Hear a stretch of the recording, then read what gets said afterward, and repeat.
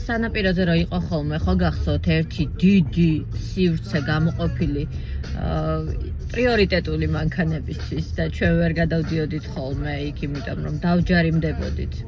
ხო და ახლა გაჩვენებთ მაგზოლს, რომელიც უკვე 2 დღეა მე მგონი გადაკეთდა მესამე ზოლად და უკვე ავტომობილებს შეუძლიათ თავისუფლად ამ ზოლში სიარული, რაც დამეთანხმებით ძალიან მაგარია.